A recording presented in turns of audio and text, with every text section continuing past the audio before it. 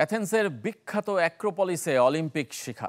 গ্রিসে 11 দিনের রিলের অংশ হিসেবে সেখানেই টর্চটি থাকবে রোববার পর্যন্ত।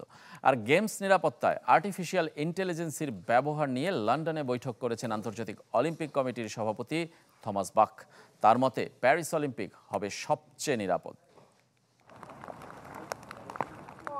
পৃথিবীর অন্যতম প্রাচীন শহর অ্যাথেন্স, যেখানে হাজার বছর ধরে দাঁড়িয়ে থাকা পার্থেনন ও অ্যাক্রোপলিসের রয়েছে সমৃদ্ধ ইতিহাস আর ঐতিহ্য।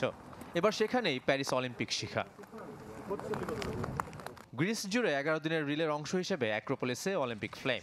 বৃষ্টির মধ্যেই সাবেক ইউরোপীয় 400 মিটার হার্ডলস চ্যাম্পিয়ন প্রেকলেস ইয়াকোভাকিস অগ্নিশিখা প্রজ্বলন করেন।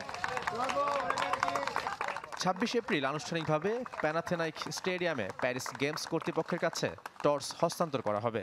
এরপর সেখান থেকে 3 মাস্টেড জাহাজে করে মার্সেই পৌঁছাবে 8 মে।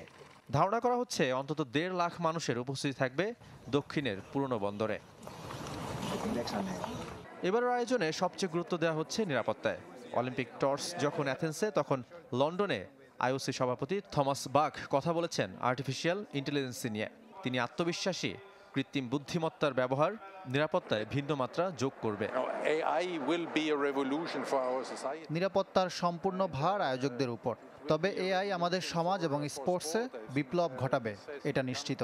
আমি আত্মবিশ্বাসী ফ্রেঞ্চ কর্তৃপক্ষ নিরাপদ অলিম্পিক আয়োজন করবে।